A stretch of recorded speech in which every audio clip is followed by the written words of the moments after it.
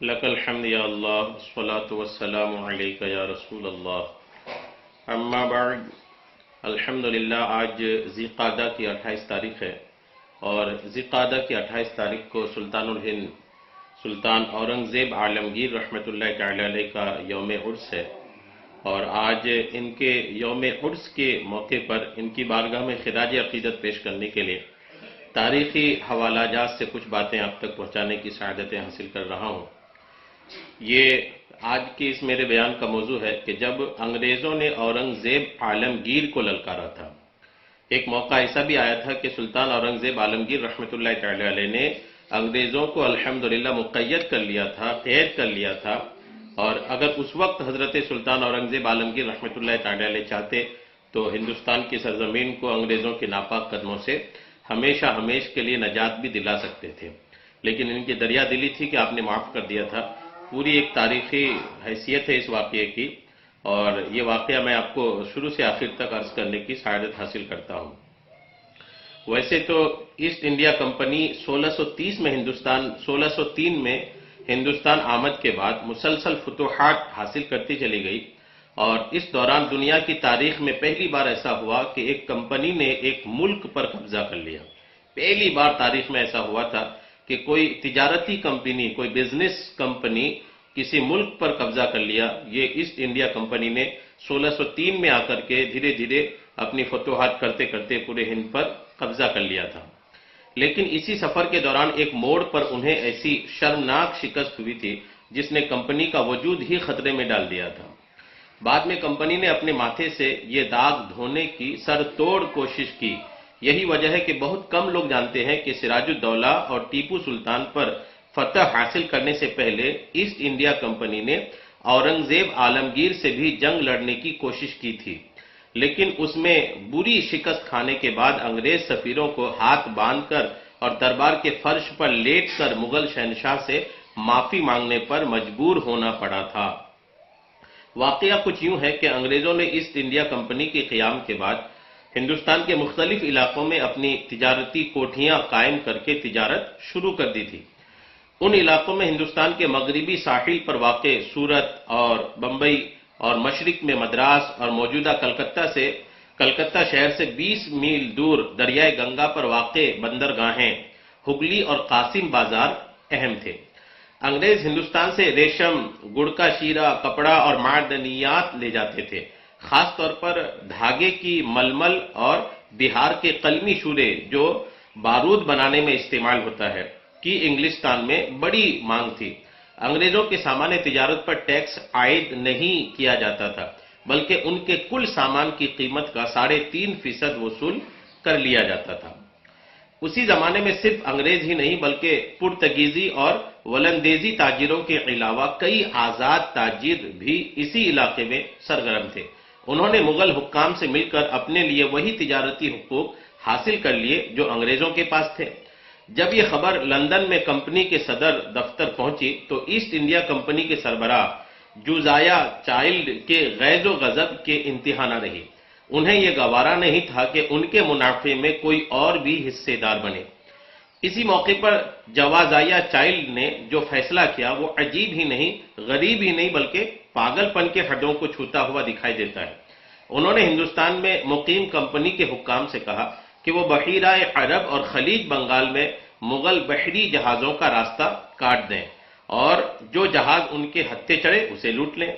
یہی نہیں بلکہ 1686 میں چائلڈ نے انگلستان سے سپاہیوں کی دو پلٹنیں بھی ہندوستان بھجوا دی اور انہیں ہدایات دی کہ ہندوستان میں مقیم انگریز فوجیوں کے ساتھ مل کر چٹاگانگ پر قبضہ کر لیں۔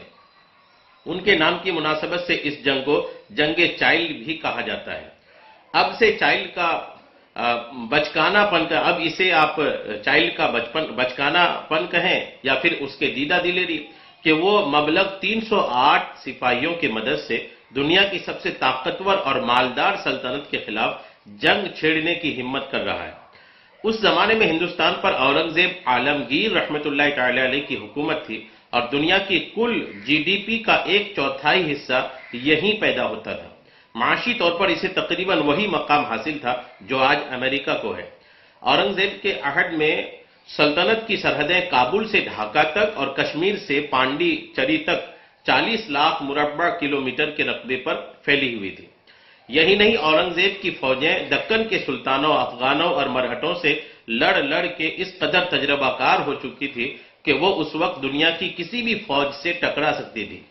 دہلی کی فوج تو ایک طرف رہی، صرف بنگال کے صوبہ دار شائستہ خان کے فوجیوں کی تعداد 40,000 سے زیادہ تھی۔ ایک اندازے کے مطابق مغل فوج کی کل تعداد 9 لاکھ سے بھی زیادہ تھی، اور اس میں ہندوستانی، عرب، افغان، ایرانی، حتیٰ کہ یورپی تک شامل تھے۔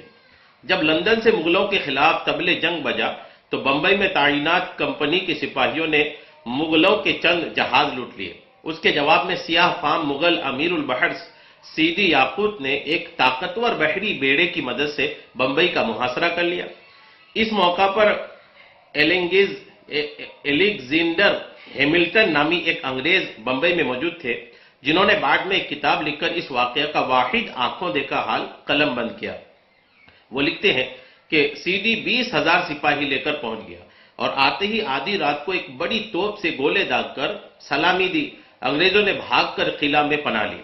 افراتفری کے عالم میں گوری اور کالی عورتیں آدھی کپڑے نیم برہنہ پہنے ہوئے صرف بچے اٹھائے ہوئے بھاگ چلی جا رہی تھی، اور ہیملٹن کے مطابق سیدی یاقوت نے قلعے سے باہر کمپنی کے علاقے لوٹ کر وہاں مغلیہ جھنڈا گاڑ دیا، اور جو سپاہی جو مقابلے کے لیے گئے انہیں کاٹ ڈالا اور باقیوں کو گلے میں زنجیریں پہنا کر بمبئی کے گلیوں سے گزارا کیا۔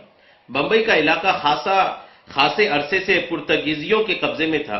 جب انگلستان کے بادشاہ نے پرتگالی شہزادی سے شادی کی تو یہ بندرگاہ اس کے جہیز میں انگریزوں کو مل گئی، اور انہوں نے وہاں ایک مضبوط قلعہ تعمیر کر کے تجارت شروع کر دی۔ رفتہ رفتہ نہ صرف سمندر پار سے انگریز تاجر، سپاہی، پادری، معمار اور دوسرے ہنرمند یہاں کر آباد ہونے لگے، بلکہ بہت سے ہندوستانیوں نے بھی یہاں رہائش اختیار کر لی اور شہر کی آبادی تیزی سے پھیلنے لگی۔ اب یہی آبادی بھاگ کر قلعے میں پناہ گزری تھی، اور قلعہ سیدی یاقوت کے نرگے میں تھا۔ جلد ہی اشیائے خورد و نوش ایک ایک کر کے ختم ہونے لگی۔ دوسری طرف بیماریوں نے حملہ بول دیا، اور قلعے میں محصور انگریز ممبئی کے مسموم موسم کا شکار ہو کر یکے بعد دیگرے مرنے لگے۔ ایک اور سانحہ یہ گزرا کہ کمپنی کے ملازم آنکھ بچا کر بھاگ نکلتے تھے اور سیدھے جا کر سیدی یاقوت سے جا ملتے تھے۔ یہی نہیں بلکہ ہیملٹن کی گواہی کے مطابق ان میں سے کئی مذہب تبدیل کر کے اسلام بھی قبول کر لیے تھے۔ سیدی اگر چاہتے تو حملہ کر کے قلعے پر قبضہ کر سکتے تھے، لیکن انہیں امید تھی کہ جلد ہی قلعے پکے ہوئے آم کی طرح خود ہی ان کی جھولی میں آ گرے گا، اس لیے انہوں نے دور سے گولہ باری ہی پر اکتفا کی۔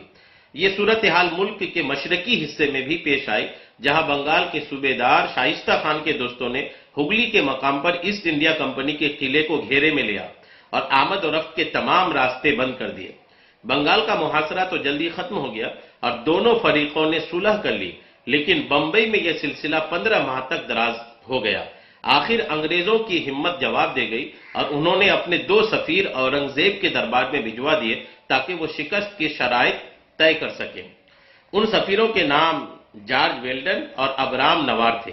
یہ کئی ماہ کے بے سود کوششوں کے بعد بالآخر ستمبر 1690 کو آخری طاقتور مغل بادشاہ اورنگزیب عالمگیر کے دربار تک رسائی حاصل کرنے میں کامیاب ہو گئے۔ دونوں اس حال میں پیش ہوئے کہ دونوں کے ہاتھ مجرموں کی طرح سے بندھے ہیں، سر سینے پر جھکے ہیں، اور حلیہ ایسا ہے کہ کسی ملک کے سفارتی نمائندوں کے بجائے بھکاری لگ رہے تھے۔ دونوں سفیر مغل شہنشاہ کے تخت کے قریب پہنچے تو عمال نے انہیں فرش پر لیٹنے کا حکم دیا۔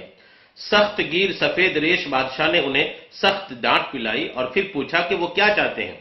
دونوں نے پہلے تو گر گرا کر ایسٹ انڈیا کمپنی کے جرائم کا اعتراف کیا اور معافی کی درخواست کی، پھر کہا کہ ان کا ضبط شدہ تجارتی لائسنس پھر سے بحال کر دیا جائے اور سیدی یاقوت کو بمبئی کے قلعے کا محاصرہ ختم کرنے کا حکم دیا جائے۔ ان کی عرضی اسی شرط پر قبول ہوئی کہ انگریز مغلوں سے جنگ لڑنے کا 1.5 لاکھ روپے ہرجانہ ادا کرے، آئندہ فرما برداری کا وعدہ کرے اور بمبئی میں ایسٹ انڈیا کمپنی کا صدر جان چائلڈ ہندوستان چھوڑ دے اور دوبارہ کبھی یہاں کا رخ نہ کرے۔